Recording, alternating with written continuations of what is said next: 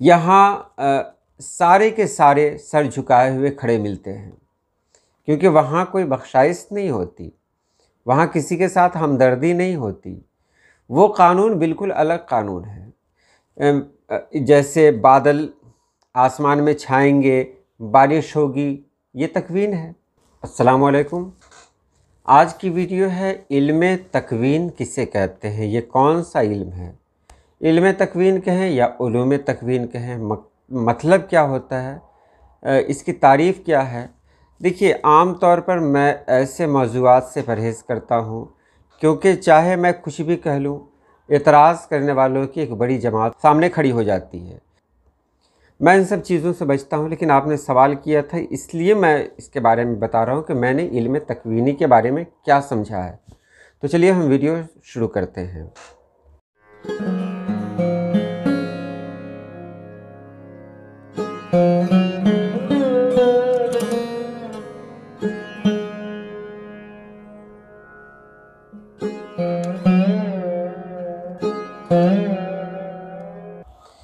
ہماری دنیا میں خدا پاک کے دو طرح کے احکام چلتے ہیں، دو طرح کے احکام ہیں۔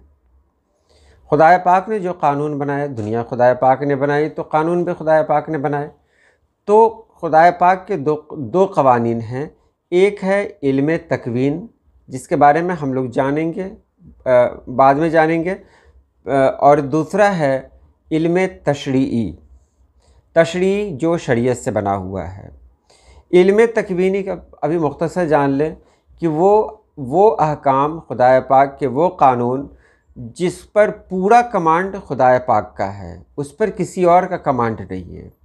اور علم تشریعی جس کو کہتے ہیں یا احکام تشریعی کے ہیں، یہ شریعت سے بنا ہوا ہے، جو انبیاء کرام اور جو بھی رسول ہیں ان کے ذریعے لوگوں تک پہنچایا گیا ہے، بتایا گیا کہ یہ راستہ صحیح ہے، یہ راستہ غلط ہے، یہ شریعت ہے۔ تو شریعت اور تکوین دونوں میں فرق ہے۔ شریعت میں آپ کو اجازت ہے، آپ کو یہ بتا دیا جاتا ہے کہ دو راستے ہیں ہمارے سامنے، آپ چاہیں تو ادھر سے چلیں، آپ چاہیں تو ادھر سے چلیں، تو یہ شریعت ہے۔ لیکن تکوین، جو علم تکوین ہے، جو پوری طرح سے خدا پاک کے کنٹرول میں تو سب ہے، لیکن وہاں خدا پاک وہاں کسی اور کو شامل نہیں کرتا، تو وہ علم تکوین ہے۔ ہاں، وہ جو کام ہوتا ہے وہ فرشتوں کے ذریعے ہو سکتا ہے، وہ کام اللہ کسی سے بھی لے سکتا ہے، وہ تشریع نہیں ہے، وہ تکوینی علم ہے۔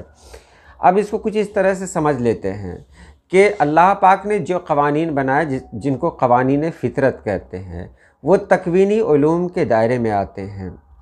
جیسے ہم راستے سے گزر رہے ہیں، اچانک میری گاڑی کے سامنے ایک کتا آ گیا۔ اب کتا آ گیا، کتے کو بچانے کے لیے ہم بچاتے خود یہ حادثہ ہو گیا۔ تو یہ کیا ہے؟ یہ تکوین ہے، یعنی اللہ پاک نے اس دن کے لیے میرے ساتھ ایسا لکھ دیا تھا، جو فکس تھا کہ ایسا ہونا ہی تھا، اس کو کوئی نہیں بچا سکتا ہے۔ کہا گیا نا کہ اللہ کا جو حکم ہوتا ہے وہ اس کو کوئی نہیں ٹال سکتا، اس کو یہی کہہ سکتے ہیں۔ اب سورج مشرق سے نکلے گا، مغرب میں ڈوبے گا، یہ تکوین ہے۔ وہ قوانین جو اللہ پاک نے کسی اور کے حوالے نہیں کیے، وہ تکوینی علم ہے، اور اس کا پورا اختیار اللہ پاک کو ہے۔ یہاں سارے کے سارے سر جھکائے ہوئے کھڑے ملتے ہیں، کیونکہ وہاں کوئی بخشائش نہیں ہوتی، وہاں کسی کے ساتھ ہمدردی نہیں ہوتی۔ وہ قانون بالکل الگ قانون ہے۔ جیسے بادل آسمان میں چھائیں گے، بارش ہوگی، یہ تکوین ہے۔ تو خدا پاک کی وہ ساری قدرتیں جس پر کمانڈ صرف اور صرف خدا پاک کا ہے، تو وہ علم تکوین میں ہے۔ اور اللہ پاک نے، ہاں ایک بات یہاں اور بھی کہہ دینا ہے کہ اللہ پاک اس میں کسی کے ذریعے یہ سب کروا سکتا ہے، حالانکہ اللہ پاک کسی کا محتاج نہیں ہے۔ وہ تو لفظ کن کہہ دے تو دنیا بن جائے، وہ کن کہہ دے تو دنیا ختم ہو جائے، لیکن اللہ پاک کہیں نہ کہیں سے ایک ذریعہ بناتا ہے اور کہتا ہے کہ فرشتوں کے ذریعے یہ ہو۔ جیسے بارش کا فرشتہ الگ ہے، सूर फूंकने की ज़िम्मेदारी अलग है, कब्र में सवाल जवाब की ज़िम्मेदारी अलग है। अल्लाह तो कुछ भी कर सकता है।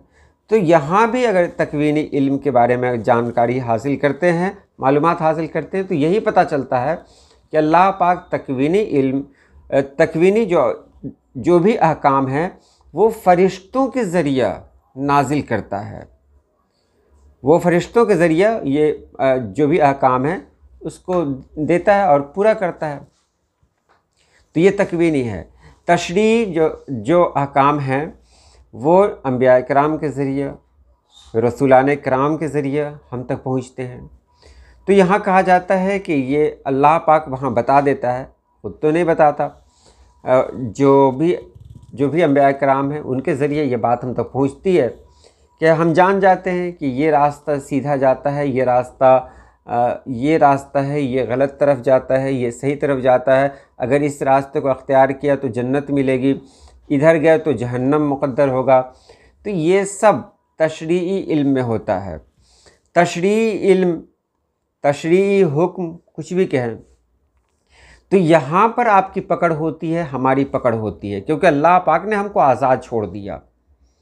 अब अल्लाह ने कहा कि नमाज पढ़ो तो ये होगा, नहीं पढ़ोगे तो ये होगा। हमने नमाज छोड़ दी तो भी अल्लाह ने ज़ाहिरी तौर पर कुछ नहीं किया।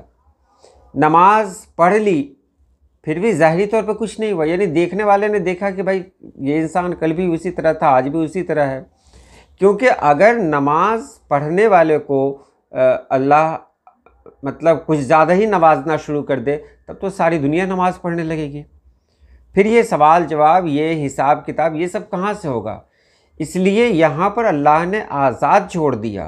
तशरीई जो भी अहकाम है वहाँ इंसानों को आज़ाद छोड़ दिया और कहा कि सही ये है, गलत ये है, मैंने बता दिया। अब तुम पर लाजिम है कि तुम सही और गलत का इंतखाब करो और उसके मुताबिक ज़िंदगी गुजारो। क़यामत के दिन जो फ़ैसला होगा वो तशरीई अहकाम की बुनियाद पर होगा। अब तकवीनी जो भी अहकाम है उससे किसी का लेना देना नहीं। अब किसी की मौत लिखी है, मर गया, इसमें कहीं से कोई ये नहीं है। तकवीनी अहकाम जो भी हैं या तकवीनी इल्म है, इसमें अल्लाह पाक कोई मतलब इसके हवाले से अल्लाह पाक कोई फ़ैसला सादिर नहीं करने वाला। न इसमें अल्लाह पाक सज़ा जज़ा में इसका मतलब ये इसको शामिल करने वाला है, ये बिल्कुल अलग चीज़ है। तो उम्मीद आपने जान लिया होगा कि तकवीनी इल्म क्या है। तकवीनी इल्म वो इल्म जो अल्लाह पाक का ज़ाती इल्म है, जिसमें अल्लाह पाक ने किसी को शामिल नहीं किया। ये वो इल्म है जो कुन से शुरू होता है। अल्लाह पाक ने कह दिया उसको पूरा होना है। और तशरीई इल्म है, उसमें अल्लाह पाक ने अपनी ही बात अंबिया किराम के ज़रिए लोगों तक पहुंचाई है। तो तशरीई इल्म में पकड़ होती है, तकवीनी में कोई पकड़ नहीं है। उम्मीद है आपने समझ लिया होगा। आज के लिए इतना ही। अल्लाह पाक आप सभी लोगों को खुश रखे, आबाद रखे। अल्लाह हाफिज़।